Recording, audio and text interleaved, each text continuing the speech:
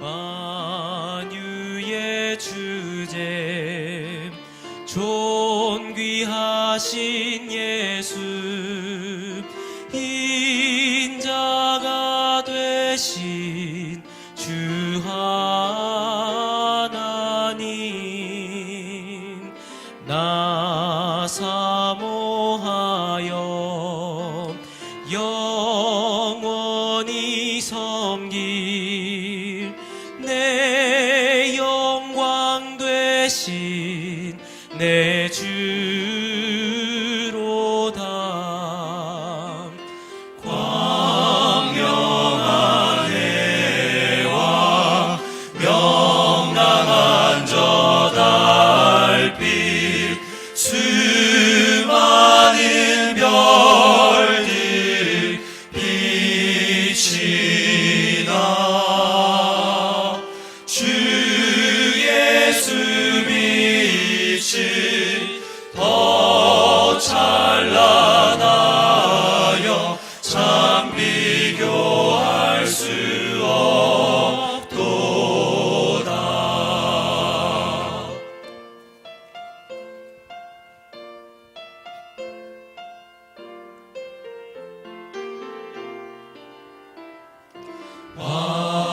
화려한 동산 무성한 저 수목 다 아름답고 참 묘하다. 순결한 예수 더 아름다워 봄 같은 기쁨 늘 주시네.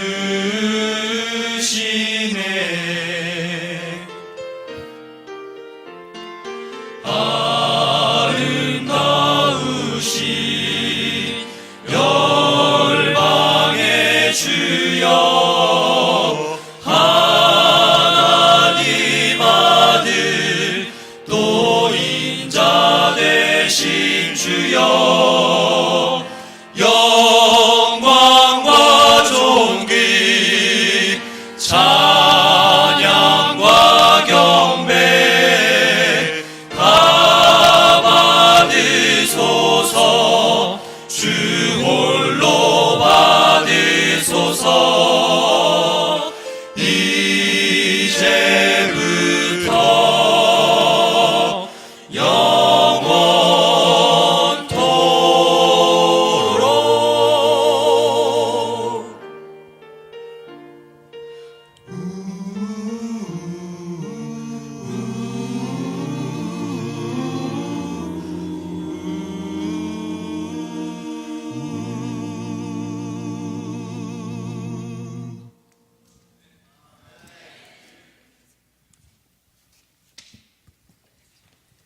이 시간에 이제 목사님께서 오늘 주제는 성품에 대해서 말씀해 주시겠습니다. 잘 경청해 주시기 바랍니다.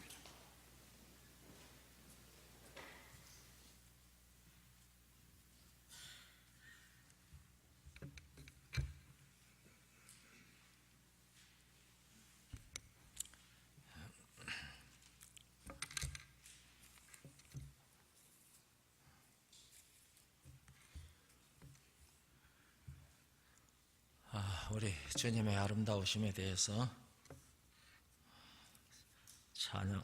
찬양을 하셔서 감사합니다. 우리 주님 기뻐하실 것이라고 생각을 합니다.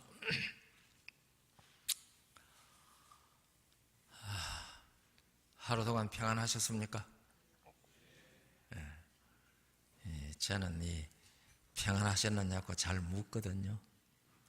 이 세상이 워낙 평안이 없는 세상인데 우리가 하루 동안 평안하게 살 수 있었던 것은 하나님의 은혜입니다. 우리가 평안하게 살 수 있어서 감사합니다. 우리 하나님의 말씀 고린도전서 15장 35절서부터 38절까지 제가 봉독하겠습니다. 고린도전서 15장 35절부터 봉독합니다. 누가 묻기를 죽은 자들이 어떻게 다시 살며 어떠한 몸으로 오느냐 하리니, 어리석은 자여, 너희 뿌리는 씨가 죽지 않으면 살아나지 못하겠고, 또 너의 뿌리는 것은 장래 형체를 뿌리는 것이 아니요 다만 밀이나 다른 것의 알갱이 뿐이로되, 하나님이 그 뜻대로 저에게 형체를 주시되 각 종자에게 그 형체를 주시느니라. 우리가 어떠한 사람이 되어야 마땅하뇨? 그런 주제를 가지고 말씀을 나눕니다. 우리는 기도하는 사람이 되어야 마땅합니다. 그리고 구원을 받은 사람으로 있어야지 마땅합니다. 그리고 어제 저녁에 주제지요? 뭘 하는 사람들이 되어야 한다? 순종하는 사람이 되는 것이 마땅하다. 그런데 순종은 우리 몫입니까? 우리 예수님 몫입니까? 그런데 우리가 스스로 순종하려고 많이 애를 쓰셨죠. 앞으로도 애를 많이 쓰시는 것은 좋습니다. 그러나 그 애를 쓰는 것이 예수님 어깨 위에서 내려놓고 발부둥치는 그런 애를 쓰는 것은 안 되겠죠. 그러니까 예수님이 우리를 어깨에 메고 돌아가실 때에 어깨 위에 얌전히 가만히 예수님 가시는 대로 가는 것이 순종이거든요. 순종은 내가 하는 게 아니고 순종의 주인은 예수님인데, 그 사실을 우리에게 잘 가르쳐 주는 것이 순종을 무엇하고 같이 이해해야 된다 그랬죠? 안 잊어버리셨을 텐데 교회론. 그래서 예수님은 교회의 머리고 교회는 몸이고 우리 모두는 그의 무엇이라고요? 지체다. 그러니까 우리가 참된 교회의 지체로 잘 있으면, 지체가 자기 일을 하는 것을 성경이 뭐라고 표현한다? 순종이라고 표현한다. 그러니까 이제 우리 지체가 여기서 떨어져 나가면은 이미 뭐도 아니에요? 지체도 아니에요. 이 손가락 하나가 딱 잘려서 떨어져 나가면 지체였지만은 그때부터는 이미 지체가 아니거든요. 그래서 우리는 예수 그리스도의 몸된 진리 교회 안에 반드시 속해 있어야 된다. 여기에서 떠나는 것은 이 몸에서 잘려나가는 지체와 같다. 그것은 양이 목자 어깨에서 뭐 하려고 발버둥치는 거나 같다? 내려오려고 발버둥치는 것과 같다. 목자가 얼마나 괴롭겠습니까? 이제 오늘은 우리 교회에서 정말 많이 얘기하는 어떠한 사람이 되어야 마땅하뇨? 성품이, 그 다음 말을 제가 어떻게 하면 좋겠습니까? 성품이 변화되어야 한다라고 말하면 좋겠습니까? 안 그러면은 성품이 예수님 같은 성품이 되어야 한다라고 하면 좋겠습니까?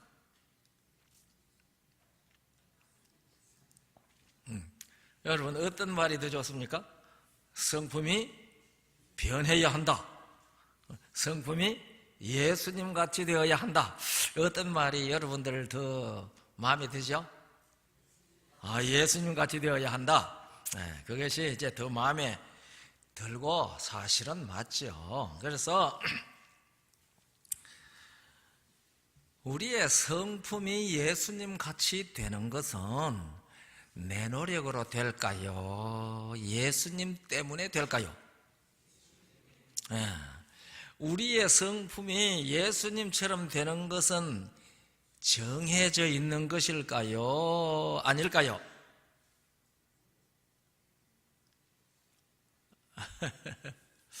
우리 예수님 같이 되기를 원하시죠? 우리 찬미가에도 나오잖아요. 예수님 같이 되기 원하네. 그 찬미 있잖아요. 예. 우리 예수님 같이 다 되고 싶은데 어떻게 하면 예수님처럼 되는가? 이제 오늘 저녁에 그런 얘기를 하나님의 말씀을 통해서 한번 대답을 들어보려고 합니다. 우리 재림 성도들의 고민이 성품 변화입니다. 제가 보니까 그런 것 같아요. 그래서 우리들은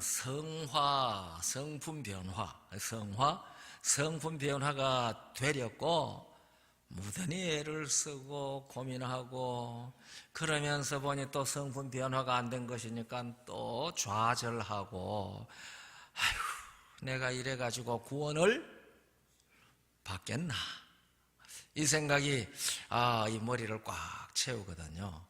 그렇기 때문에 구원 받았습니까? 예수님 재림할 때 맞이하실 수 있겠습니까? 하면은 이미 이 얘기한 대로 누구를 먼저 봐요? 자기를 탁 봅니다. 자기를 보면은 아무도 제가 맞을 수 있습니다 할 사람이 없어요. 사도 바울은 율법의 의로는 흠이 없다고 하고 자책할 것을 아무것도 찾지 못한다고 해도 그것 때문에 의롭다 여김을 받지 못한다고 분명히 말했거든요. 그러니까 사울은 율법의 의로는 흠도 없고 자책할 것이 아무것도 없는데도 자기를 보니까 예수님 맞이할 수 있는 자격이 있다고 생각했는 거예요? 없어요. 안 되는 거예요. 우리의 성품 변화가 어떻게 되는가? 제가 대구중앙교회에서 목회할 때요, 서울에서 전국 목회자 수양회가 있어서 협의회 수양회가 있어서 대구 지역에 있는 목회자들이 같은 기차를 타고 이제 서울로 올라왔거든요. 그때는 전국 재림교회 목사님들이 130명이 안 됐습니다. 전국이요. 그러니까 다 이제 이 협의회라든지 수양회라든지 서울에서 한 곳에서 다 모여서 했거든요. 이제 기차에다 타고 올라오니까 저는 그때 요새 말하면 인준 목사 시절이에요. 그때는 인준 목사라는 그런 제도 가지고 우리나라에 도입이 안 돼서 그때는 전도사라고 그랬죠. 그런데 이제 그 대구 지구장은 안수 목사님 계셨는데 저는 중앙교회 담임 전도사고 또 그분은 다른 교회 담임 목사님입니다. 이제 나란히 이제 앉았거든요. 그 이제 올라오면서 거기에서 두 사람이 성경 얘기를 하게 됐는데 믿음으로 말미암는 의에 대한 얘기를 나누게 됐어요. 그 이제 둘이 이런저런 얘기를 하다가 이제 믿음으로 말미암는 의를 얘기하고 나면 반드시 그 다음으로 나가는 단계가 뭐죠? 오늘 우리 특창한 청년들 성화. 믿음으로 말미암는 일을 하면 그 다음 단계는 성화 얘기 나옵니다. 그래서 이제 그 얘기를 하다가 칭의, 믿음으로 말미암는 의를 할 때 칭의 그러지 않습니까? 그 칭의는 순간적인 겁니까? 점진적인 겁니까? 칭의 순간적인 거다. 칭의는 순간적으로 된다. 그런데 성화는요? 성화는 순간적인 것입니까? 점진적인 것입니까? 점진적인 것이다. 그래서 그것 가지고 이제 둘이 이 얘기를 하다 토론이 붙었어요. 제가 뭐래 그러는가 하면은 성화는 순간적인 것이다. 그렇게 얘기를 했거든요. 그러니까 이 목사님이 깜짝 놀란 거예요. 이 전도사가 성화는 순간적이라고 얘기하니? 그러니까 김 전도사 예언의 신에 말씀하시기를 성화는 평생 사업이라고 했는데 어떻게 순간적이라고 얘기하는 거냐고. 칭의는 순간적이지만은 성화는 평생 사업이니까 점진적이어야지. 그렇게 얘기를 했어요. 그래서 제가 목사님 성화가 평생 사업이라고 하셨지 않습니까? 지금 아이고 예언의 신에 그렇게 얘기했지 않냐고. 아이 글쎄 그러니까 제가 목사님한테 하나 여쭈어보고 싶은 게 있는데요. 몇 평생 사업입니까? 성화가 몇 평생 사업입니까? 제가 그렇게 물었어요. 그러니까 황당한 질문이잖아요. 아니 성화가 평생 사업이면 평생 사업이지 무슨 몇 평생이 있느냐? 한 평생 사업이죠. 그렇게 이제 대답을 했어요. 맞죠? 그래서 목사님 그 한 평생이 몇 평생이냐 말입니다. 제가 또 그래 물었거든요. 아니 그게 뭐 말이 됩니까? 한평생 사업이라면 한평생 사업이지 한평생이 몇 평생이냐고 하니 듣기에 이거 말도 안 되는 소리를 하잖아요. 허허 김전도사 한평생 사업인데 한평생이 몇 평생이냐 그게 무슨 소리야? 한평생이지. 아이고 목사님 그래 그 한평생이 몇 평생이냐 말입니다. 이제 이거 귀 먹은 사람한테 하는 얘기 같거든요. 그래서 가만히 쳐다보는 게 그 다음에 말도 안 하고. 그래서 제가 그러면요 구체적으로 얘기합시다. 목사님 그 한평생이 30평생 한평생입니까? 50평생 한평생입니까? 70평생 한평생입니까? 그 한평생이 몇 평생 사업입니까? 그러니까 생각도 안 해본 이 얘기를 제가 물은 겁니다. 그러니까 멈칫하는 거예요. 이제 제가 계속해서 얘기했죠. 그러면은 이 성화가 한평생 사업인데 30평생 한평생 사업의 성화가 된다면은 50평생 사는 사람은 20평생은 성화가 철철 넘치겠네요. 네. 우리가 이 성화가 평생 사업이라고 얘기할 때 지금 제가 말씀드린 이런 식으로 좀 생각해 보셨어요? 성화는 한평생 사업이다. 맞다. 그럼 그 한평생이 몇 평생이냐? 한평생이 한평생이지 몇 평생이냐.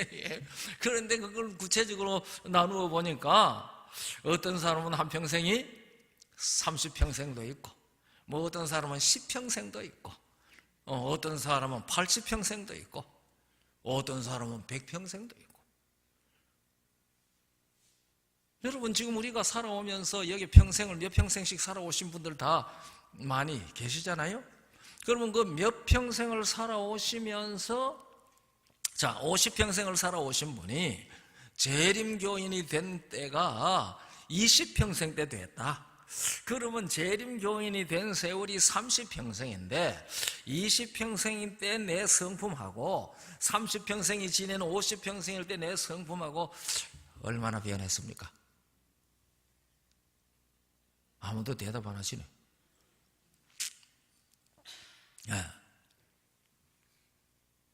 그런데요, 이 사람이 나이 들어가면요, 고약해지더라고요. 그러니까 평생 사업이니까 나이가 점점 더 들어가면 어떻게 돼야 돼요? 점점 더 성화가 돼야 되는데, 나이 들어가니까요, 좀 고약해지더라고. 죄송합니다. 연세 드신 분들한테. 저도 어린 사람은 아니잖아요. 그러니까 제가 이거 연세 들은 사람들한테 문제가 있는 걸 발견을 하는데요. 자기보다 나이 적은 사람들은 다 어려 보이는 거예요. 그러니까요, 20대, 30대 이런 사람들이 하려고 하면 맨날 어른들이 보면 위태. 그리고 저것들이 뭘 아나? 이런 생각이 머릿속에 지나간다 이 말입니다. 그러니까 이게 바른 생각이에요? 왜요? 우리 재림 운동 일어날 때 우리가 말한 제임스 화이트라든지 그때 일어났던 그 같이 일했던 사람들 다 20대입니다. 요 며칠 전에 이 조선일보에 난 기사를 보니까요, 여러분들도 아마 읽었을런지도 모르겠는데, 이 사람의 지성이 최고로 그 기능을 발휘할 때가 27살이랍니다. 이 27살 이하로 넘어가면은 그때부터는 이 지성이 활용도가 점점 떨어진대요. 그러니까 일을 할 수 있는 가장 좋은 때가 언제란 말이에요? 20대란 말입니다. 20대. 그러니까 우리가 20대에 이 주님 앞에 자기를 바치는 일은 대단히 중요합니다. 칼빈이 기독교 강요를 선 때가 27살 때랍니다. 그게 오늘날 이 기독교의 신학계의 대단한 작품이지 않습니까? 그리고 니케아 회의에서 삼위일체에 대해서 성경적으로 조목조목 이 얘기를 해가지고 아리우스 주의를 꼼짝도 못하게 했던 아타나시우스도 그때 28살이라 그럽니다. 다 20대입니다. 그런데 나이 먹은 사람들은요, 젊은 사람 보면, 자기보다 나이 어린 사람 보면 다 어려 보이는 거예요. 그게 병이에요. 그래서 이 교회에서도 연세가 든 사람들이 떡 앉아서 젊은 사람들이 뭘 하는 거 보면 위태하게 느낀다 이 말이죠.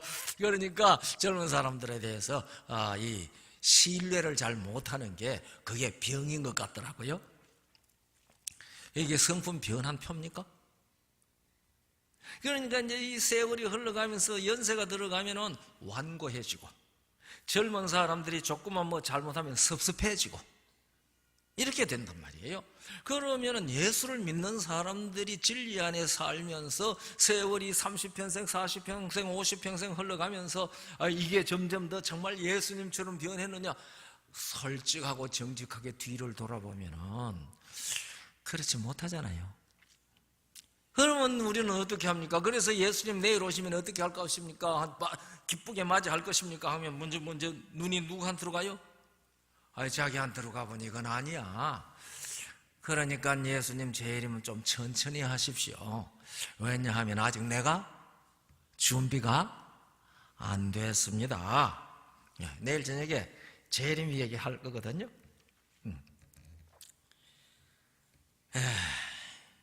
그래서 우리가 살아가노라면, 예수 그리스도를 믿고 믿음으로 살아가노라면 우리의 성품이라는 것이 정말 예수님처럼 변하는가?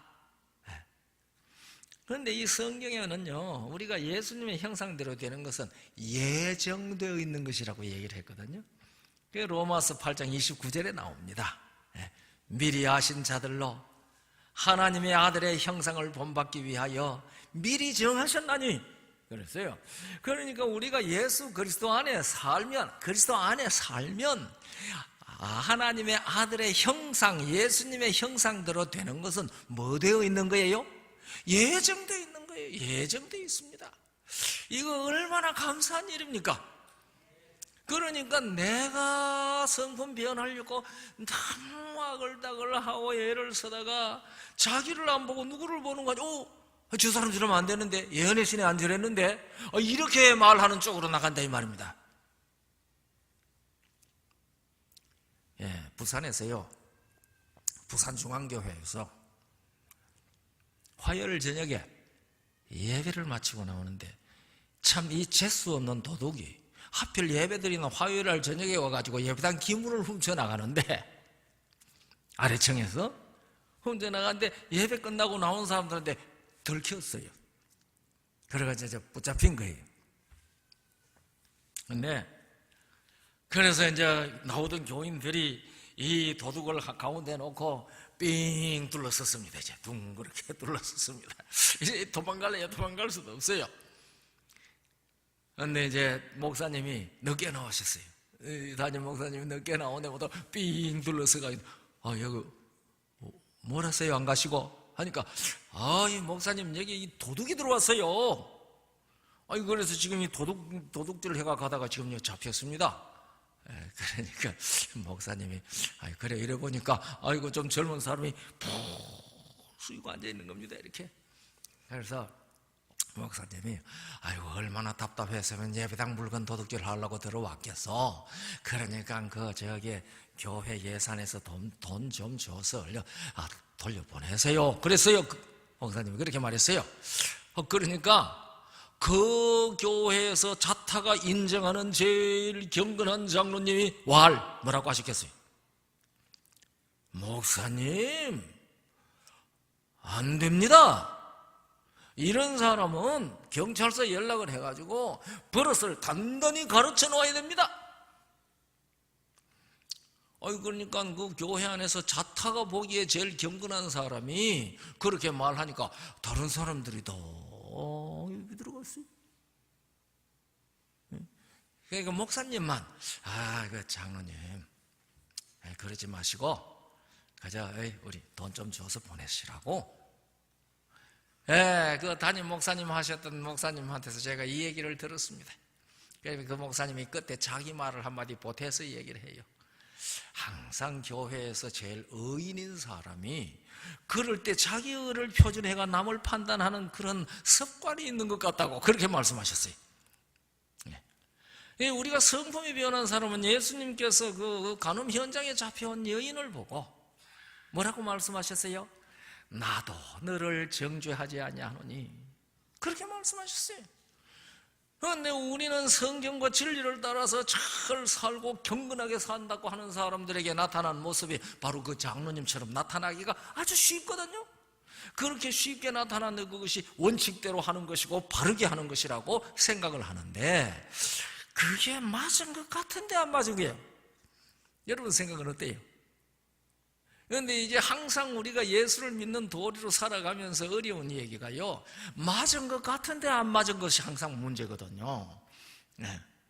그러니까 우리는 맞은 것 같은 것이 진짜 맞아야 된다는 말입니다. 그래서 우리가 이 성품 변화라고 하는 그 문제를 두고 참 깊이 생각해야 됩니다. 그 만세반석 되신주라고 하는 그 찬미를 가사를 쓴 사람이요, 이제 어거스트 토플레디라고 하는 목사인데요. 그 양반이 1740년에서 1778년까지 38살 살고 죽었습니다. 그런데 이 사람이 이제 기독교의 잡지를 좀 발행을 했는데 어떻게 계산을 했는지는 모르지만은 이 토플레디는 사람은 하루에 살아가면서 매 초당 죄 한 가지씩 짓는다 그렇게 얘기했어요. 매 초당 죄를 한 가지씩 짓는다. 어떻게 계산했는지 모르겠어요. 여러분 매 초마다 죄 짓습니까? 똑딱 할 때 죄 하나 짓고, 그럼 모르겠어요. 똑딱 할 때 머릿속에 죄가 하나 싹 지나가는지. 그런데 이 토플레디가 그렇게 계산을 했어요. 그렇게 계산을 하면서 80세까지 살 동안에 사람이 죄를 몇 가지나 짓는 거 하니까 2조 5억 2288만 개의 죄를 짓는다. 그렇게 계산을 했더라고요.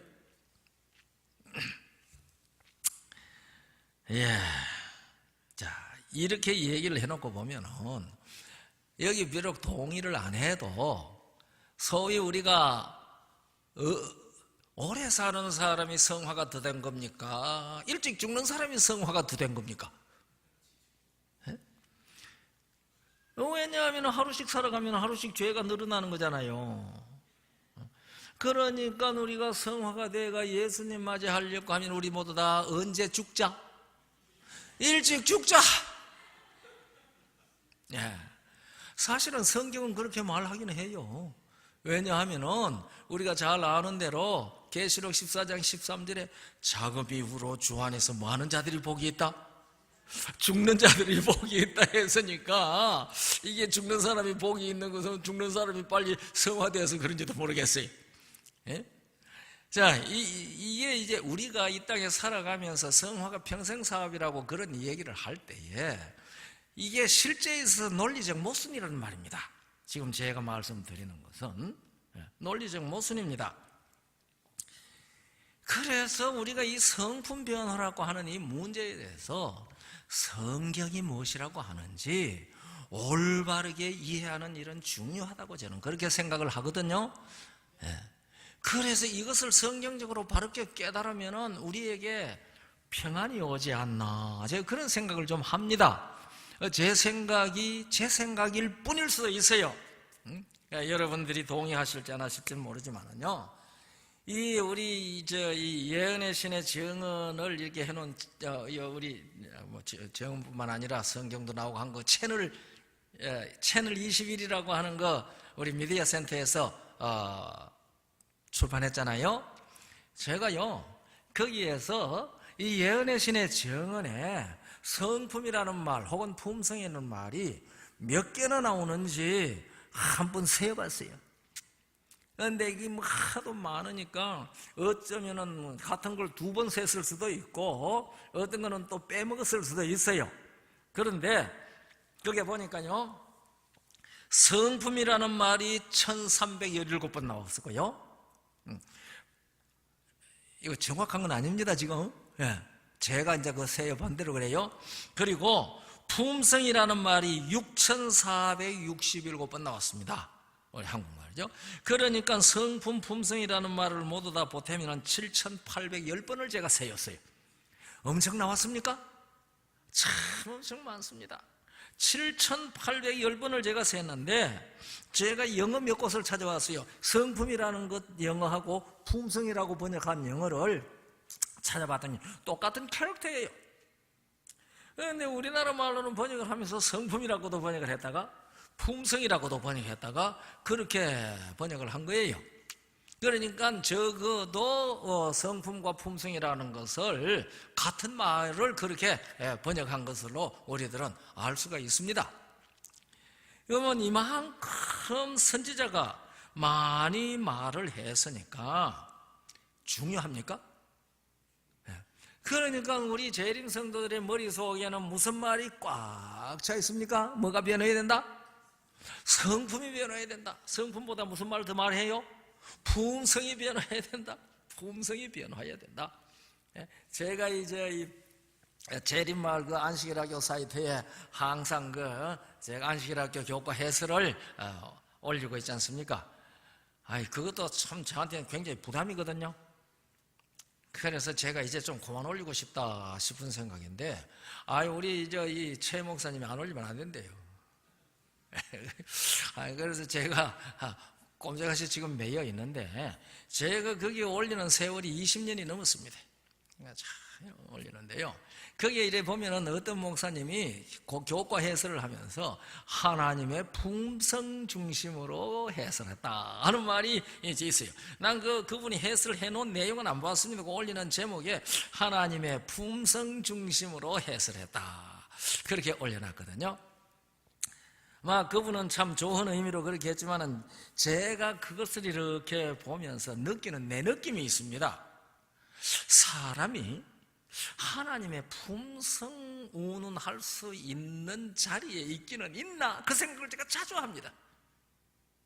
우리 사람이 하나님의 품성 운운을 할 수 있는 자격은 있나, 그 생각을 해보는데, 하여튼 이건 제 생각이에요. 우리는 품성이라는 말을 많이 씁니다.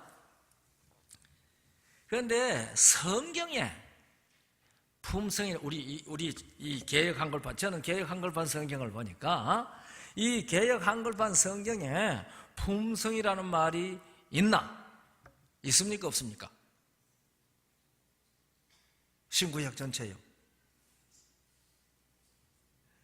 없다고 대답하십시오. 없어요. 그러니까 이 개역 한글판 성경에는 품성이라는 말은 없어요. 그러면 성품이라는 말은 있는가?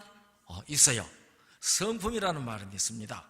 그러니까 우리 성경에는 품성이라고 하지 않고 성품이라고 했습니다. 이 번역하는 사람들이 이러나 저러나 같지만은 말입니다. 그런데 이 성품이라는 말이 신구약을 통해서 몇 개나 있는가? 몇 번이나 있는가? 찾아봤거든요. 찾아봤는데 신약 성경에는 한 번 나와요. 베드로후서 1장 4절. 신의 성품에 참여하는 자가 되게 하려 하셨으니, 꼭 한 번 딱 나옵니다. 그런데 거기에 신의 성품이라고 했을 때 그 성품이라고 번역된 원문 헬라어는 그게 피시스라는 말이에요. 그런데 이 신약 성경에 이 피시스라고 하는 말이 14번 적혔어요. 신약 헬라어 신약 성경에는 이 피시스라는 말이 14번 적혔는데 그 14번 중에 베드로후서 1장 4절만 성품이라고 번역을 하고, 다른 13번은 본성, 본질, 원래, 원 이런 말로 다 번역되어 있습니다. 그러니까 이 베드로후서 1장 4절의 성품이라고 하는 말은 바르게 번역하면은 본성이라고 번역을 해야지 바르게 번역한 겁니다. 영어는 네이처라고 번역되어 있습니다. 캐릭터가 아니거든요. 그리고 구약 성경에 몇 번 나와 있는가 하면은요 17번 나와 있어요. 구약 성경에 17번, 이 지금 제가 개역 한글판 성경을 얘기합니다. 그러니까 구약 성경에는 17번 나와 있는데 그 17번 중에 10번은 신명기에 나와 있습니다.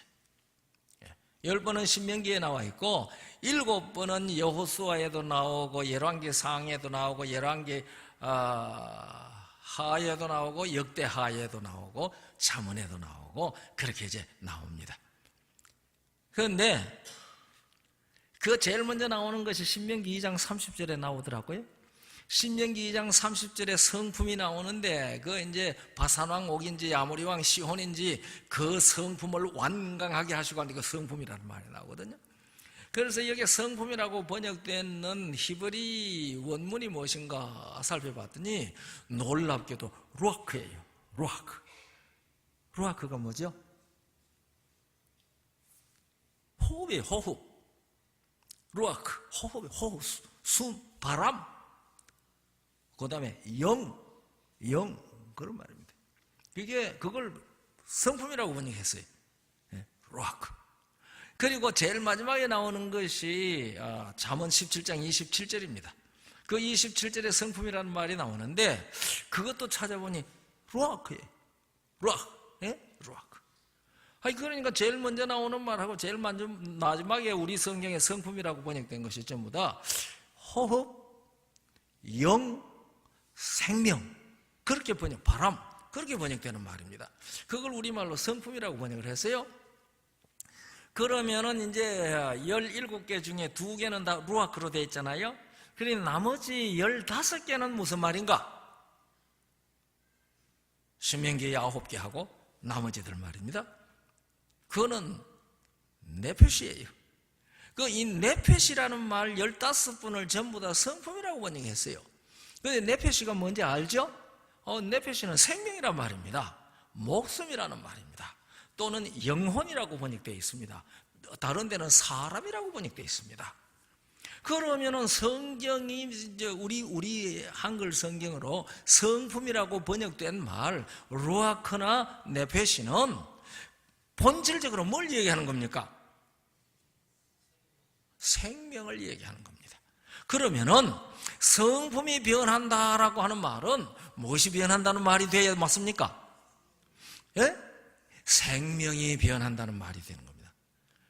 그러니까 생명이 바뀌기 전에는 뭐가 안 바뀌어요? 성품이 바뀌지 않습니다. 예. 이리가 양가죽을 뒤집어 쓰고 나오면은 양이 됩니까? 이솝이 그런 재미있는 얘기 했잖아요. 당나귀가요, 호랑이 가죽을 어디서 만나가지고 그놈을 뒤집어 쓴 거예요. 그 호랑이 가죽을 탁 뒤집어 쓰고 당나귀가 짐승들 오는 자리로 또박또박 걸어 나오니까 짐승들이 보니까 뭐가 나와요? 커다란 호랑이가 한 마리 걸어 나오니까 호미백산에서 다 도망가는 겁니다. 그러니까 이 당나귀가 얼마나 신이 났습니까? 호랑이 가죽을 뒤집어 쓰고 나오니까 다 도망가니까 아주 신이 나가지고서 내가 이렇게 걸어 나오기만 해도 이렇게 겁이 나가 도망가니까 내가 소리를 한번 지르면 이것들이 얼마나 더 놀래가지고 멀리 도망갈까 싶어가지고 이 호랑이 가죽을 쓴 당나귀가 저 당나귀 소리 어떻게 내는지 모르거든요. 이 당나귀가 당나귀 소리를 한번 내다 질렀어요. 아니지, 자기는 무슨 소리 지른다고요? 호랑이 소리 지른다고 한번 내질렀거든요. 그러더니 도망가던 짐승들이 다 멈추었었어요. 다 멈추었더니 다 돌아오는 겁니다. 그러니까 이 호랑이 가죽을 쓴 당나귀가 놀랐어요. 왜냐하면 가만히 있을 때는 다 도망가더니 더 겁나라고 한번 사자후를 외쳤더니 아니죠. 당나귀 후를 외쳤죠. 그렇게 했더니 다 돌아오는 거예요. 그러니 여우란 녀석이 가까이 오더니 당나귀군 하고 불렀대요. 그러니까 이 당나귀가 깜짝 놀라가지고 여우야, 내가 당나귀인 줄 어떻게 알았노? 그랬대요. 그러니까 여우가 네가 가만히 있고 가죽만 뒤집어 쓰고 나올 때는 네가 호랑이인 줄 알았어. 그런데 네가 한바탕 소리를 지르는데 보니 호랑이 소리가 아니고 당나귀 소리가 나오더라. 뭐가 안 바뀌었어요? 씨가 안 바뀌어서 생명이 안 바뀌었어요. 생명이. 그러니까 이 성경이 말하고 있는 성품 변화의 핵심은 무엇이 바뀌어야 된다는 거예요? 생명이 바뀌어야 된다는 얘기를 하고 있는 겁니다. 그 루아크나 네페시를 성품으로 번역한 그 사실에 근거해서 생각하면 그렇다는 말입니다. 내 마음을 다하고 뜻을 다하고 성품을 다하여 주 너희 하나님을 사랑하라. 그 성품이라는 말이 신명기 6장 4절이지 않습니까? 그 성품이라는 말이 네페시입니다. 그래서 옛날 번역에는 목숨이라고 번역되어 있습니다.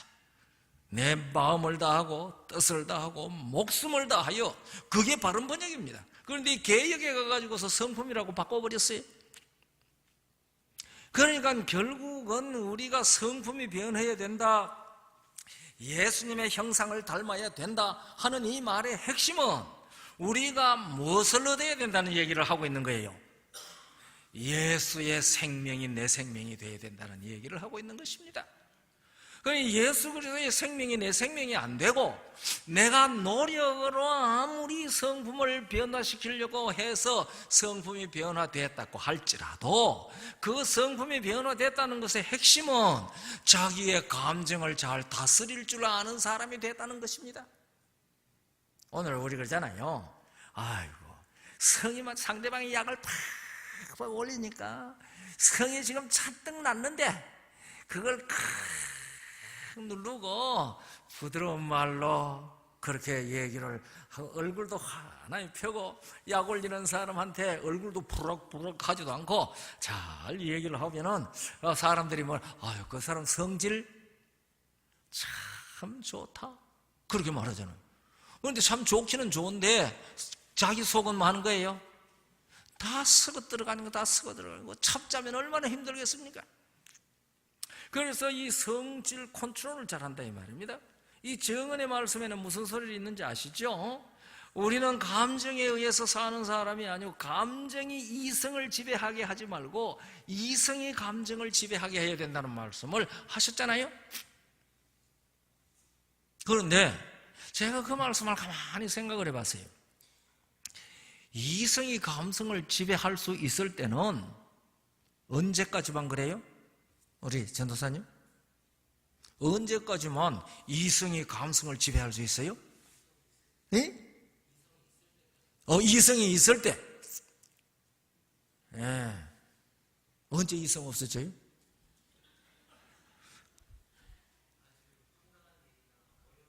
황당한 일이나 어려운 일이 있으면 이성이 휙 나가가지고 성질에 나온다, 그죠?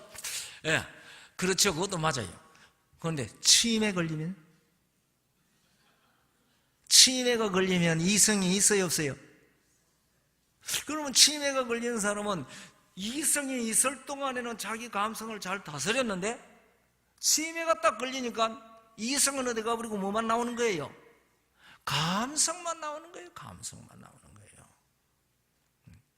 그러니까 우리가 성품이 변한다고 하는 얘기는 지성으로, 이성으로 감성을 잘 다스린다는 차원을 넘어서야 된다고 저는 그렇게 생각합니다.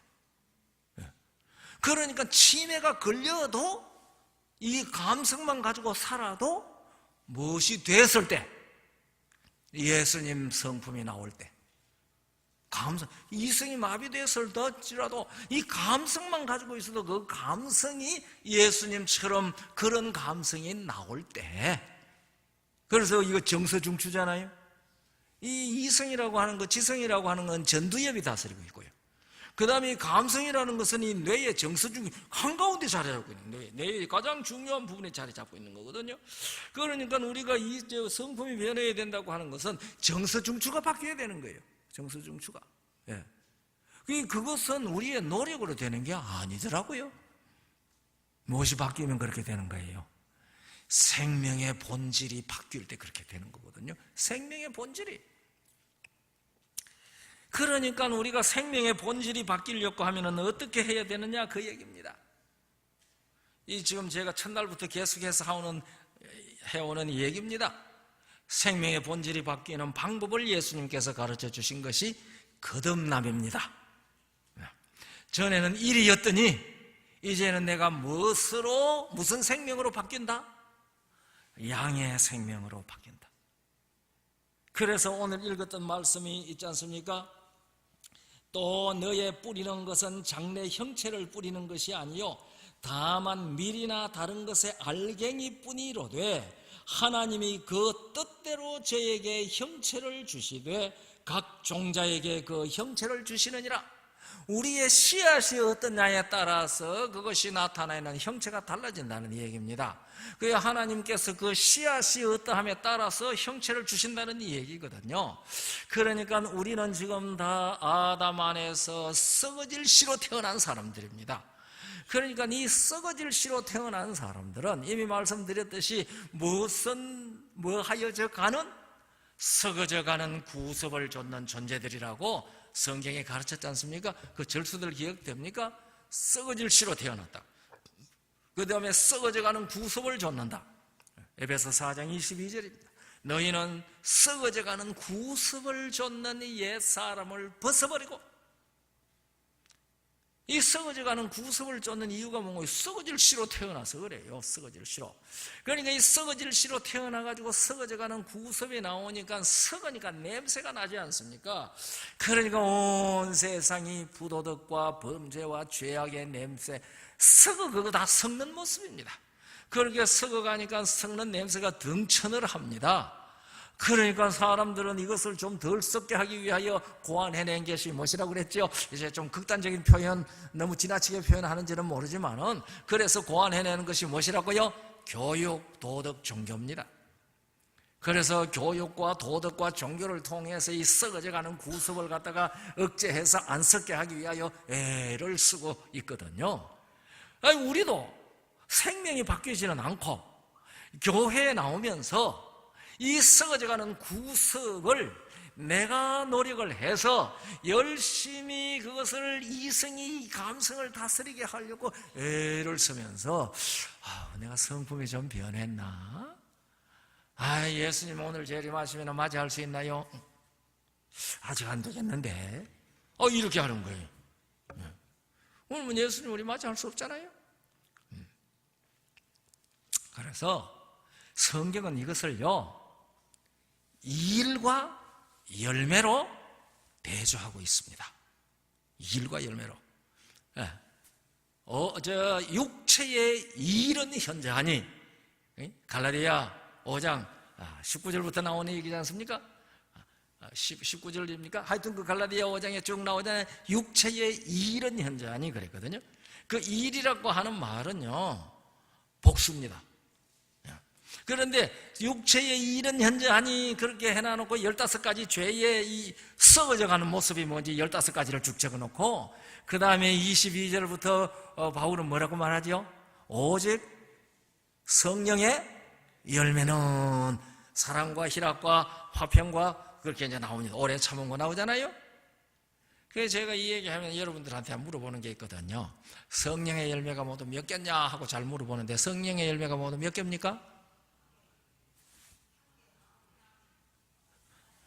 한 개라는 사람도 있고 9개라는 사람도 있고. 성령의 열매는 한 개입니까? 9개입니까? 잘 들으세요. 성령의 열매는 단수입니다. 단수. 오직 성령의 열매는 하는 그 열매라는 말은 단수입니다. 그러면 성령의 열매는 한 개라 말입니까? 9개라는 말입니까?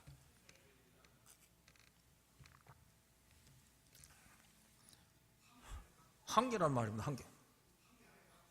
한 개. 성령의 열매는 한 개예요. 그런데 그러면 9가지는 뭐냐 이거예요. 잘 들으세요. 오해하지 마세요. 이것은 그 성령의 열매의 맛입니다. 맛. 성령의 열매는 한 개인데 그 열매는 몇 가지 맛을 가지고 있어요? 9가지 맛을 가지고 있어요. 그런데 그 9가지 맛이 따로따로 있는 거 아니에요? 이제 우리가 오렌지를 깨면 조각조각 요래 들어있잖아요. 누가 말입니다. 제주 있는 사람이 오렌지 개발하든지 밀감을 개발하든지 그 조각마다 맛이 다르게 개발해 놔놓으면 아마 대박 날 것 같아요. 예? 그런데 그 한 조각 한 조각 다 떼어 먹어도 그 무슨 맛이에요? 오렌지 맛이에요. 그게 새콤하기도 하고 달달하기도 하고 시원하기도 하고 다 들어있잖아요. 그 오렌지 맛이에요. 그러니까 이 성령의 열매는요, 그것을 사람이 만약에 덥석 베어 물면 그 무는 것에서는 몇 가지 맛이 한테 뭉쳐서 나오는 거예요. 애희, 화인, 자량, 충원,절 9가지 맛이 한꺼번에 있는 거예요. 그래서 성령의 열매는 한 개입니다. 한 개. 그런데 그것이 무엇이라고 그랬죠? 열매라고 그랬습니다. 일이 아닙니다. 열매입니다. 그래서 육체의 일은 현재하니 일들은 복수입니다. 그런데 성령의 열매는 단수입니다. 예. 그거는 무엇이라고요? 열매입니다. 열매. 자, 여러분들, 예수님께서 나는 참 포도나무요, 그 다음에 뭐라고 말씀하셨어요? 예? 너희는 가지니. 어디 가서 물어도 거의 99%가 그렇게 대답을 해요. 100%, 99.9%라고 해야 맞을 것 같아요. 요한복음 15장 1절 찾아보세요. 그렇게 써 있는가? 나는 참 포도나무요, 내 아버지는 그 농부라 그랬잖아요. 그래서 제가 참자를 크게 불렀잖아요. 나는 참 포도나무요, 내 아버지는 그 농부라. 여러분들, 포도가 말입니다. 포도가 열매 맺으려고 내가 열매를 맺어야 되는데 내가 열매를 맺어야 된다고 걱정하는 포도나무 몇 번이나 보셨어요? 모르죠. 우리는 나무 말을 안 들으니까 모르기는 하지만은 그 포도나무에 열매가 열릴까 안 열릴까 걱정은 누가 해요? 농부가 해요. 농부가 해요. 그런데 왜 우리는 농부가 할 걱정을 내가 다 합니까? 그러니까 그것은 열매가 아니고 뭐예요? 일입니다. 일입니다. 그러니까 오늘 우리 재림 성도들이 성품 변하기 위하여 무엇을 열심히 하고 있어요? 일을 열심히 하고 있어요. 일을 열심히 하니까 뭐해? 피곤해요? 피곤해요. 그러니까 얼굴에 기쁨이 있어요? 기쁨도 없어. 그래서 우리 재림 교인들은 구원에 대한 확신도 없고 소망에 대한 기쁨도 없어. 사도 바울은 소망 중에 기뻐하라고 했는데 우리들은 소망 중에 괴로워해. 이것이 우리가 예수 그리스도를 믿는 믿음의 길인지요. 예수님께서 말씀하시기를 내 짐은 무겁고 가볍고 내 멍에는 쉽다. 그런데 이 재림 성도들이 오늘날 예수를 믿어가는데 예수님이 주신 멍에는 어렵고 예수님이 맡기신 짐은 무겁고, 이게 우리의 모습이지 않습니까? 솔직하게. 저는 장로교회에 있을 때요, 예수 잘 믿는 사람은 잘 우는 사람들인 줄 알았어요. 새벽 기도만 되면 뭐 해요? 요새도 그런지 모르겠습니다. 내가 장로교인일 때 그때는 이 새벽 기도에 되면 교회 와서 새벽 기도가 무슨 장이 되는 거예요? 통곡 경쟁장입니다. 통곡 경쟁장. 그래서 잘 울어야지 믿음 좋은 사람인 줄로 저도 그렇게 알았어요. 그러니까 얼굴은 막날 무슨 모습으로? 약간 근심을 띤 슬픈 모습으로 얼굴을 그렇게 나타내야 되고, 말도 명랑하고 활달하게 하면 안 되고, 만날 조금 슬픔에 잠긴 듯한 목소리를, 집사님 오늘 잘 지나셨습니까? 뭐 이런 식으로 그렇게 말하면 그게 이 음성의 말입니다. 슬픔이 배어 묻어가지고 그 사람 예수 잘 믿는 사람이고 믿음 좋은 사람인 줄 그렇게 알았어요. 그러니까 나도 무슨 연습을 해요? 그런 음성을 내려고 연습을 하죠. 저 실제로 연습을 했어요. 제가 고등학교 2학년 때 우리 반 학생들이 명호 쟤는 믿음이 참 좋다. 내 믿음 좋은 그 애들이 어떻게 알아요? 내 말하는 음성이 교회에서 믿음 좋은 사람 하는 음성하고 비슷하거든. 그러니까 사람들이 김명호 쟤는 참 믿음이 좋다. 그 믿음 좋다는 얘기 듣고 학교 다녔거든요. 그런데 내가 재림교인이 된 다음에 교회에 보내는 구원면을 읽어가다가 그 화이트부인이 그렇게 말했습니다. 그리스도인은 명랑해야 한다.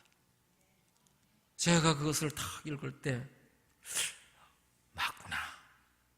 예수 그리스도 안에서 사망에서 생명으로 옮긴 구원의 기쁨이 있는데 그리스도인이 어떻게 명랑하지 않겠느냐? 그렇구나. 제가 이 학교에서 예수의 생애와 교훈을 강론을 하면서 옛날에 렌툴루스라고 하는 사람이 쓴 예수 그리스도의 프로필에 대한 얘기를 제가 읽어봤습니다. 그 렌툴루스는 빌라도하고 같은 시대 사람입니다. 그러니까 예수님이 있던 당시의 사람이죠. 그리고 이 렌툴루스라는 사람은 이 총독 지망생 중에 하나였습니다. 근데 이 사람이 썼다고 하는 예수님의 인상기가 있습니다. 거기에 보면 여러 말이 긴데 그 중에 제 마음에 제일 와서 닿는 말은 뭐냐니 예수라는 사람은 일부러 엄숙하려고 노력을 해야 할 정도로 항상 명랑하였다. 제가 그 말씀을 읽고 그렇지. 그러니까 예수 그리스도 안에 사는 사람들은 예수 그리스도로 말미암는 구원의 기쁨이 그 속에 있으면 어떻게 기쁘지 않을 수가 있겠습니까? 어떻게 명랑하지 않을 수가 있겠습니까? 그런데 자기 성품을 보니 아니야. 그러니까 노력을 하는 거예요. 노력을 하니까 힘이 들죠. 그런데 성경은 성품은 노력이 아니고 무엇이라고요? 열매. 그러면 열매가 되려고 하면은 무엇이 먼저, 열매는 무엇이 돼야 열매가 나오는 거예요? 나무가 있어야 열매가 나오잖아요. 그래서 제가요, 언젠가 우리 교회 안식일학교 교과에 성령의 열매인가 성령의 선물인가 그런 교과가 한번 있었습니다. 혹 기억나십니까? 그래서 제가 그 교과를 쫙 보니까 열매 얘기만 있고 나무 얘기가 없더라고요. 그러니까 나무도 없이 열매 맺으려고 하니까 얼마나 힘들겠습니까? 그래서 제가 그 교과 해설에 아마 오래전이니까 기억 못 하실 것입니다. 그 교과 해설에 우리는 열매 얘기를 하면서 나무 얘기를 하지 않는다. 그런데 예수님께서 열매 얘기를 할 때 어떻게 하셨는지 복음서를 좀 찾아봤거든요. 열매 얘기를 할 때마다 다 나무 얘기를 하고 있습니다. 그 나라에 열매 맺는 사람이라고 할 그때만 나무 얘기가 없습니다. 아마 2번인가 나무 얘기 없이 열매란 말 나오고 다 나무 얘기가 있습니다. 그러니까 우리가 이 열매를 맺으려고 하면은 나무가 먼저 있어야 되는데 그 나무를 무엇이라고 그랬어요? 나는 참 포도나무요. 내 아버지는 그 농부라. 4절에 가서 나는 포도나무요 너희는 가지니. 그러니까 우리가 예수 그리스도를 믿을 때 예수 그리스도의 포도나무에 가지들이 되는 거거든요. 그러면은 그 가지의 열매를 맺을지 안 맺을지는 누가 걱정하시고요? 농부이신 우리 아버지께서 걱정을 하시는 것이죠. 뭐 아버지 걱정하실는지 안 하실지 모르지만은 아버지의 소관이라 그 말입니다. 말로 하자면은 아버지의 소관입니다. 그런데 우리 하나님 아버지의 소관을 우리들은 다 뭐 하는 거예요? 자기 소관으로 여기는 겁니다. 지금 우리 재림교인들이.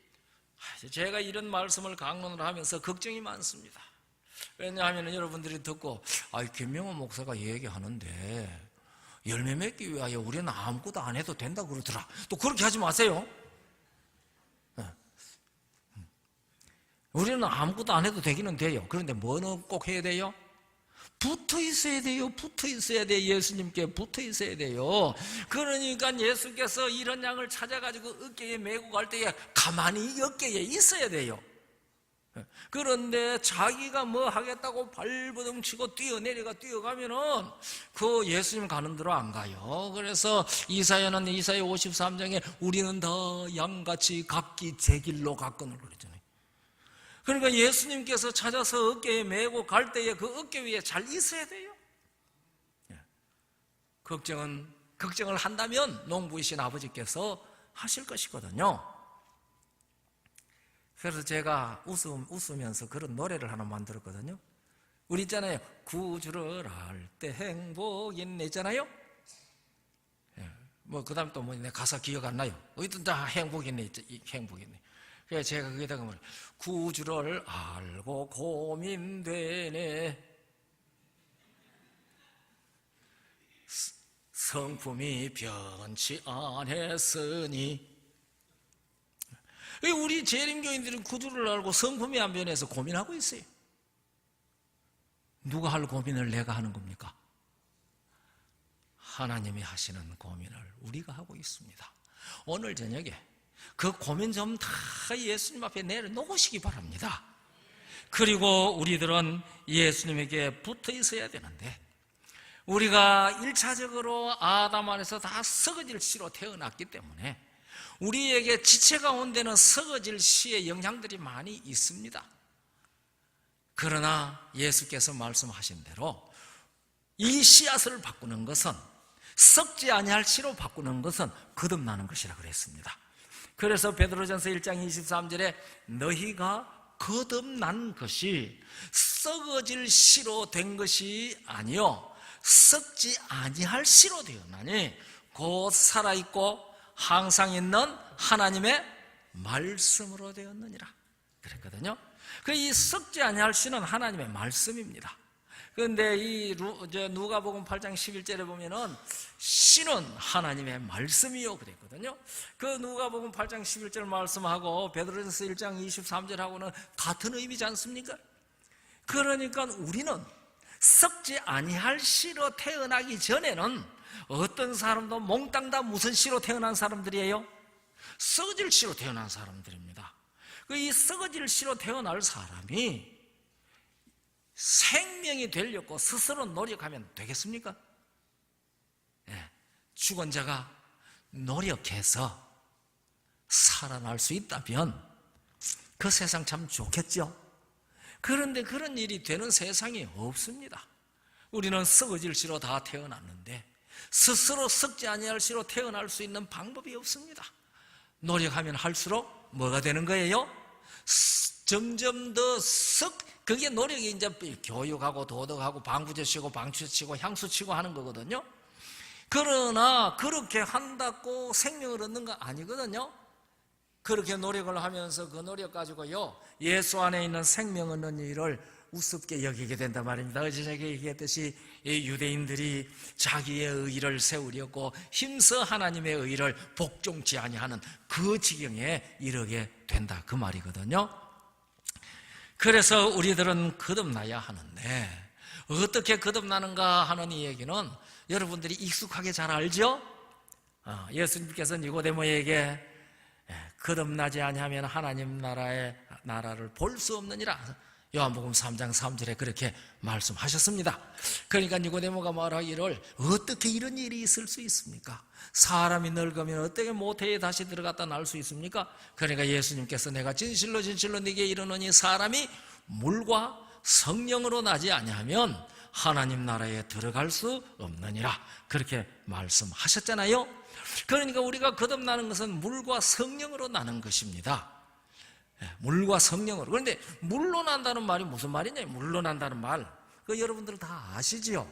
이 물로 난다는 말이 무슨 말인지는 베드로전서 3장 21절에 있습니다. 거기에 보면 물은 침례니 그렇게 나오지 않습니까? 물은 침례니. 그게 물은 침례입니다. 그런데 이 베드로전서 3장 21절에 물은 침례니라고 할 때 그 사이에 있는 말이 중요합니다. 거기 보면은 물은 예수 그리스도의 부활하심으로 말미암아 너희를 구원하는 편이고 침례라고 그랬습니다. 그러니까 이 침례는 예수 그리스도의 부활하심으로 말미암아 우리를 구원하는 표거든요. 그러니까 침례받는 게 구원받는 게 아니고 무엇이 구원받는 거란 말입니까? 부활에 참여하는 게, 예수 그리스도의 부활의 생명을 얻는 것이 구원하는 표라고 말입니다. 그러니까 물은 침례이라고 할 때 그 침례의 핵심은 물에 들어갔다 나오는 거기에 있는 것이 아니고 예수 그리스도의 부활하심이라는 사실이 중요하다 이 말입니다. 예. 그래서 그것은 침례인데요, 이거는 우리가 잘 아는 대로 이 로마서 6장 3절 4절에 기록된 대로 예수 그리스도와 함께 죄에 대하여 예수와 함께 죽고 장사되고 예수와 함께 새 생명으로 다시 살아나는 것이 침례라고 하지 않았습니까? 그러니까 썩어져가는 구습을 좇는 썩어질 씨로 태어난 내가 예수 그리스도 안에서 예수와 함께 죽어야 된다는 말입니다. 그래서 바울도 여기 말했지 않습니까? 어리석은 자여, 너의 뿌리는 씨가 죽지 않으면 살아나지 못하겠고. 그래서 죽어야 된다는 말입니다. 죽어야 된다. 그 죽는데 예수 그리스도 앞에서 자아가 죽는 거거든요.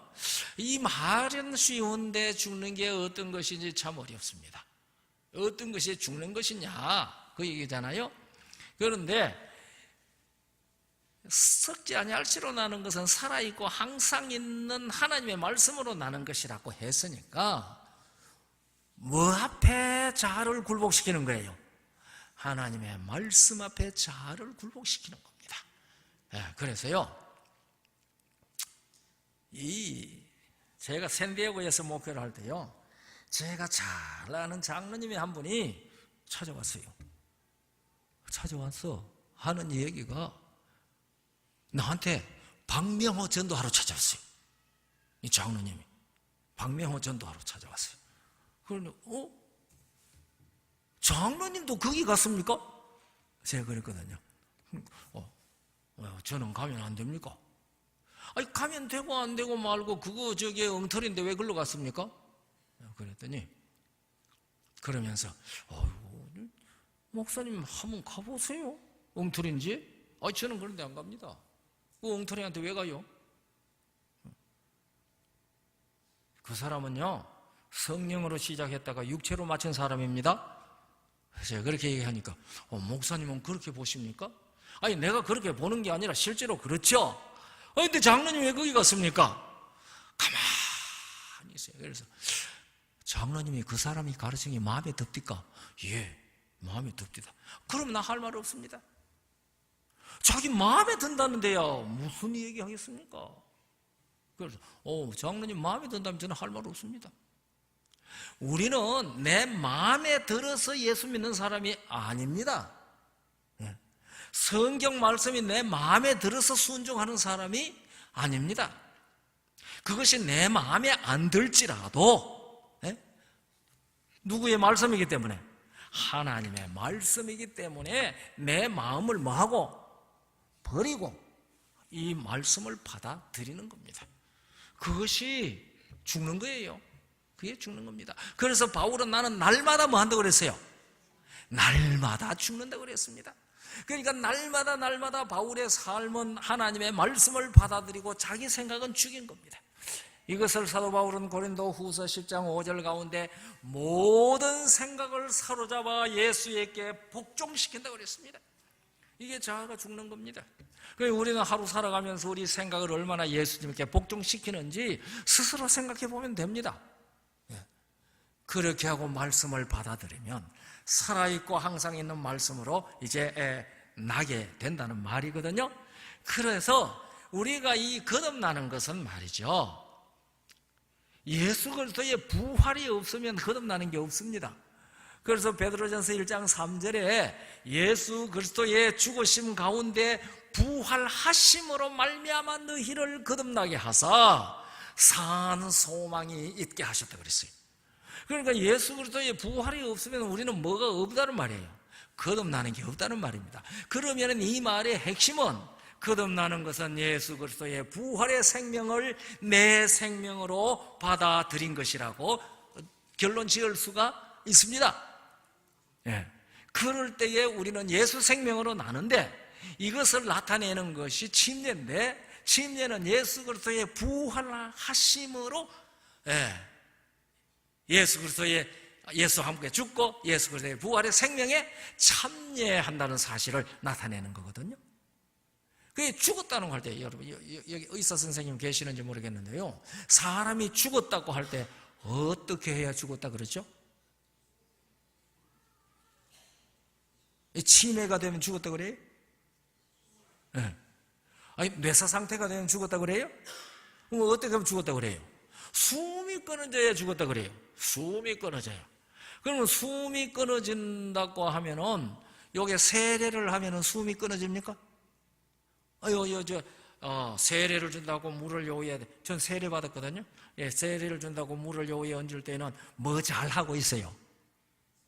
예? 숨 잘 쉬고 있잖아요. 그러니까 죽었어요, 안 죽었어요?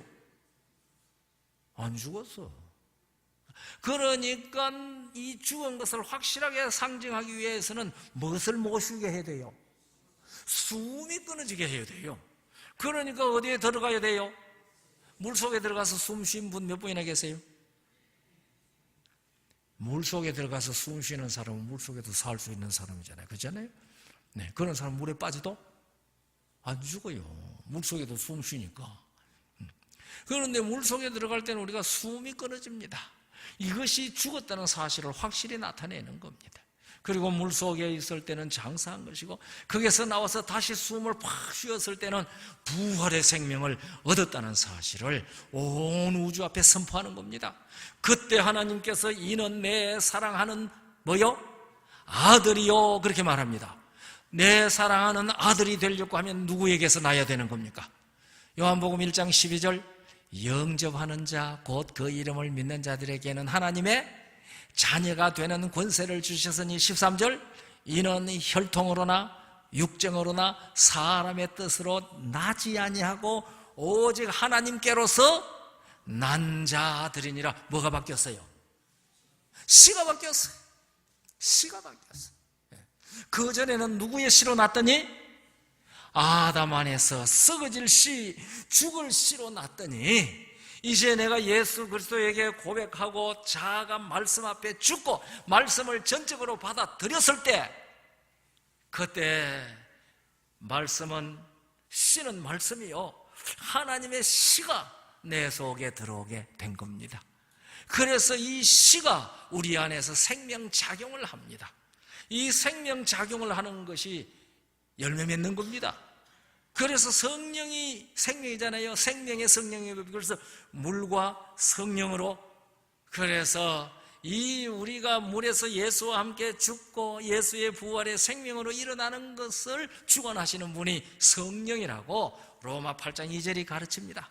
이는 생명의 성령의 법이 죄와 사망의 법에서 너희를 해방하였습니다. 그래서 생명의 성령께서 우리 안에서 역사하심으로 열매를 맺는 겁니다. 그 성령의 열매를 맺는 겁니다. 열매입니다. 일이 아니에요.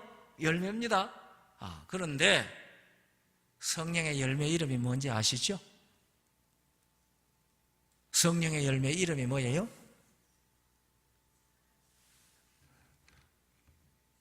모르세요? 오늘 잘 기억하세요. 성령의 열매 이름은 성령의 열매입니다. 그렇게 쉬운데 잘 모르세요. 성령의 열매 이름은 뭐예요? 성령의 열매입니다. 성령의 열매는 몇 개요? 맛은 어떤 맛을 가지고 있고? 9가지 맛을 가지고 있어요. 이것은 생명의 성령의 법이 죄와 사망의 법에서 우리를 해방시키고 예수 그리스도의 생명이, 부활의 생명이 나의 생명이 되어서 우리는 부활이 소망이 되어 있는 겁니다. 그날 이것이 현실이 되거든요. 예수 재림하시는 날. 그래서 요한은 이렇게 말합니다. 요한 1서 3장 2절에 사랑하는 자들아, 지금은 우리가 하나님의 자녀라. 장래에 어떻게 될 것은 아직 나타나지 아니하였으나 그가 나타내심이 되면 우리가 그와 같을 줄 아는 것은 그의 계신 그대로 볼 것을 인함이라.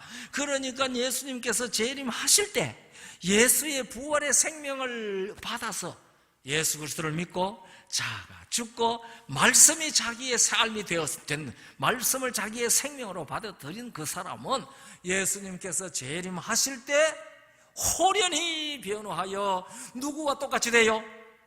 예수의 형상이 되는 겁니다. 이게 예정되어 있는 겁니다. 예정되어 있는 겁니다. 그래서 지금은 우리가 하나님의 자녀예요. 그런데 지금은 우리가 하나님의 자녀지만은 지금 우리가 예수님처럼 온전한 상태, 예수님과 똑같은 그러한 확실한 상태에 아직 이르지 못했어요. 바울도 그랬어요. 그래서 마음으로는 하나님의 법을 즐거워하되 지체 가운데 있는 죄의 법이 나를 사로잡아 죄 아래로 이끌어가는도다. 그래서 우리가 날마다 투쟁하는 거예요. 뭐 하려고 투쟁하는 거면 죄 안 지으려고 투쟁하는 것이 아니고 죄의 공격을 막아내려고 투쟁하는 겁니다. 이 말 제가 간단히 얘기하지만 이 말 의미가 깊은 말입니다. 우리 많은 사람들이 예수 믿는 사람도 죄를 짓는다고 생각을 하는데 틀린 말은 아니지만 맞은 말도 아니거든요. 예. 그래서 이 그리스도인들은요, 거듭났잖아요. 예수 생명을 가지고 있잖아요. 그러니까 그 생명이 나에게 작용을 하는데, 성령의 열매를 맺는데, 사단이, 악한 자가 사방에서 우리를 향하여 활을 쏘고 돌을 던지고 그렇게 합니다. 그러니까 어떻게 돼요? 아프지요. 아픕니까? 안 아픕니까? 아픈 사람은 무엇이 있는 사람이에요? 대답 좀 하셔도 되는데. 아픈 사람은 뭐가 있는 사람이에요, 장로님? 감각이 있죠, 감각이. 감각이 있는 사람은 뭐가 있는 사람이에요? 생명이 있는 사람이에요. 그러니까 우리가 그런 경험을 해서 엎어지든지 상처를 입든지 할 때에는 무엇을 느끼는 사람이 되어야 됩니까? 예? 아픔을 느끼는 사람이 돼야 돼. 아프니까 뭐 하러 가는 거예요? 치료하러 가야죠. 치료하러 가잖아요. 그걸 우리가 회개라 그럽니다. 그 치료는 내가 스스로 할 수 없고 누가 해주는 거예요? 내가 너를 씻기지 아니하면 내가 나와 상관이 없다. 그 씻기는 것은 우리 주님의 소관입니다. 그러니까 우리가 성품이 변하는 것은 무엇이 바뀌는 것이다? 생명의 씨가 바뀌는 것이다. 생명의 씨가 바뀌는 것은 뭐 하는 것이다? 물과 성령으로 거듭나는 것이다. 제가 어젠가 그젠가 말씀을 드리면서 초만 땄는데 예수님께서는 우리와 똑같으신 분이 아니라고 그랬잖아요. 생명성에 있어서 그렇단 말입니다. 나는 위에서 났고 너희는 아래서 났고 나는 이 세상에 속하지 아니하였고 너희는 이 세상에 속하지 아니하였다. 그래서 이 거듭남에 대해서 얘기하시면서 말씀하시기를 육으로 난 것은 육이요 성령으로 난 것은 영이니 3장 6절입니다. 그리고 7절에 요한복음 내가 너희에게 거듭나야 하겠다 하는 말을 기히 여기지 말라. 예수님께서는 무엇으로 나셨어요? 육으로 나셨어요? 성령으로 나셨어요? 큰일 났네. 예수님께서는 마태복음 1장 18절에 예수 그리스도의 나심은 이러하니라 그 모친 마리아가 요셉과 정혼하고 동거하기 전에 성령으로 잉태한 것이 나타났더니 예수님 성령으로 나셨어요? 육으로 나셨어요? 성령으로 나셨죠. 그러면 예수님께서 친히 하신 말씀 육으로 난 것은 육이요 성령으로 난 것은 영이니 했으니까 예수님은 영입니까? 육입니까? 영이죠. 우리는 아담에서 나왔으니 우리는 영입니까? 육입니까? 육이죠. 똑같아요? 달라요? 달라요. 그러면 예수님이 우리의 모범이라고 할 때 그 우리가 누군지 알아야 된다고 제가 말씀드렸잖아요. 그 우리는 이제 누구겠습니까? 오늘 제가 대답을 다 드렸는데 그 우리는 누구요? 거듭난 사람요. 예, 물과 성령으로 나지 아니하면 하나님 나라에 들어갈 수 없느니라. 육으로 난 것은 육이요 성령으로 난 것은 영이니. 그러니까 우리가 물과 성령으로 거듭나면 우리도 무엇이란 말이에요? 영이란 말이잖아요. 여러분 다 거듭나셨어요? 아멘 소리가 너무 작다 그죠? 자신이 없어서 그러면 여러분 우리 다 거듭났죠? 그러면 우리 다 영이죠? 예. 그러니까 누구의 형상대로 될 수밖에 없어요? 예수님의 형상대로 될 수밖에 없습니다. 그래서 로마서 8장 9절에 만일 하나님의 영이 너희 안에 거하시면 너희가 어디에 있지 않고 육신에 있지 않고 영에 있나니. 예. 그러니까 우리가 물과 성령으로 거듭나서 성령께서 우리를 주장하시면 그 사람은 어디에 있지 않고 육신에 있지 않고 영에 있다. 거듭난 사람은 육신 다 어디 가버렸어요? 아니에요. 이 육신을 가지고 있지만은 진정으로 거듭난 사람을 성경은 육이라 하지 않고 무엇이라고 했어요? 영이라 했습니다. 그래서 육으로 난 것은 육이요 성령으로 난 것은 영이다. 자, 우리 성품 변화 너무 쉽죠? 뭐 하면 성품 변화가 되는 거예요? 씨가 바뀌어야 돼요. 예수 그리스도의 말씀의 씨, 생명의 씨로 씨가 바뀌어야 돼요. 그 씨가 바뀌는 것을 거듭난 것이라고 그러거든요. 내가 거듭났는지 안 났는지 어떻게 알까? 또 다음 날 이 얘기할 때 이 얘기할는지도 모르겠습니다. 그러나 제가 오늘 어떻게 아는지 암시는 벌써 해드렸습니다. 아무쪼록 우리는 생명의 성령의 법이 죄와 사망의 법에서 해방해서 성령의 열매가 우람하게 맺히고 그 9가지 맛이 언제나 드러나는 그러한 삶을 살도록 우리 모두에게 복 주시기를 간절히 바랍니다.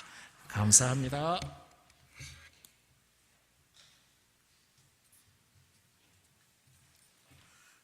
우리 다 마치는 차미는 466장입니다. 이 차미는 우리 목사님이 작사하신 것입니다. 466장을 다 같이 부르시겠습니다.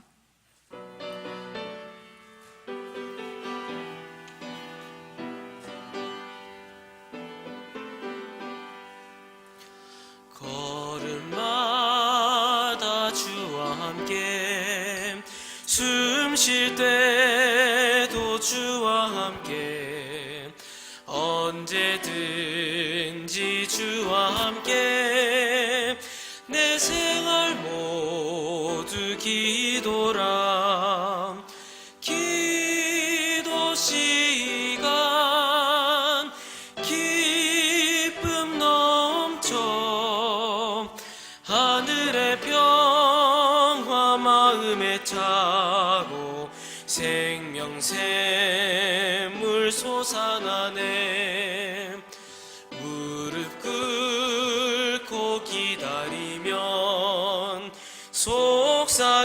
속삭이는 주의 음성 성경 말씀 확실하여 내 소망 거기 다 있네 주의 약속 변치 않네 기도의 능력 하늘을 열어 빛난 영광 보여주네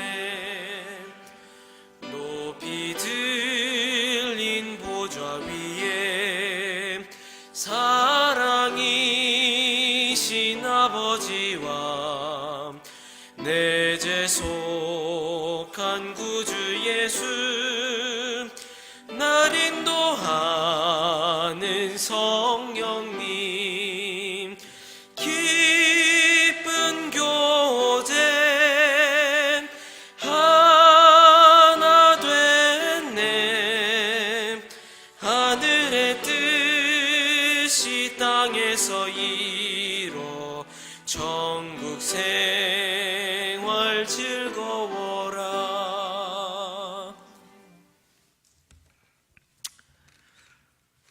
우리의 생명이신 하늘에 계시는 우리 아버지, 우리의 구주 예수님, 생명의 성령님, 우리가 어떻게 성품이 변할지 성경에 가르쳐주고 있는 말씀을 이 저녁에 듣게 해주셨으니 감사합니다.